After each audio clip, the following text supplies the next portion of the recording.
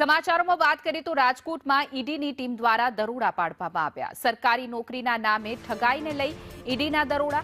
6 રાજ્યમાં 15 સ્થળોએ ઈડી ટીમો ત્રાટકી છે। રાજકોટ, ગોરખપુરમાં 2 સ્થળોએ ઈડીનું સર્ચ ઓપરેશન।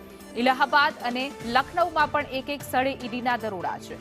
બિહારના મુઝફ્ફરપુર, મોતિહારીમાં પણ 2 સ્થળે દરોડા પાડવામાં આવ્યા। કોલકાતામાં 2, ચેન્નઈ, કેરળમાં ઈડીના દરોડા।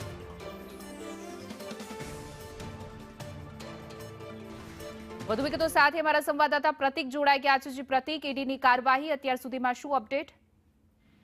એના 6 રાજ્યોમાં કુલ 15 સ્થળો પર ઈડીની ટીમ દ્વારા દરોડા પાડવામાં આવ્યા છે। દરોડા પાડવાનું મુખ્ય કારણ એ છે કે કેટલાક લોકો દ્વારા સરકારી નોકરી આપવાના બહાને નાગરિકો સાથે છેતરપિંડી કરવામાં આવી હતી અને આ જે ગેંગ છે તે ગેંગ અલગ અલગ રાજ્યોમાં સક્રિય હોવાનું સામે આવ્યું છે અને આ ગેંગ દ્વારા અનેક લોકોને ટાર્ગેટ કર્યા છે, અનેક લોકો પાસેથી લાખો રૂપિયા પડાવ્યા હોવાનું સામે આવ્યું છે। જેના ભાગરૂપે હાલ 6 રાજ્યોના 15 સ્થળો ઉપર દરોડા પાડવામાં આવ્યા છે। ખાસ કરીને યુપી, પશ્ચિમ બંગાળ, ચેન્નઈ, કેરળ, ગુજરાત અને બિહારમાં આ દરોડાની કામગીરી કરવામાં આવી છે અને નોકરીની જો વાત કરવામાં આવે તો ભારતીય રેલવે સહિત અન્ય 40 જેટલા સરકારી વિભાગોમાં નોકરી આપવાની લાલચ આ ગેંગ દ્વારા આપવામાં આવતી હતી, જેમાં પોસ્ટ વિભાગ આવી ગયો, વન વિભાગ આવી ગયો, હાઈકોર્ટ તેમજ સરકારમાં ડીડીએ તેમજ સચિવાલયમાં નોકરી અપાવવાના બહાને છેતરપિંડી કરવામાં આવતી હતી અને આ ગેંગ દ્વારા ખોટા ઈમેલ એકાઉન્ટ્સ બનાવવામાં આવ્યા હતા, જેના આધારે તેઓ નિયુક્તિ પત્ર આપીને લોકોને ફોસલાવતા હતા અને તેમની પાસેથી લાખો રૂપિયા પડાવતા હતા અને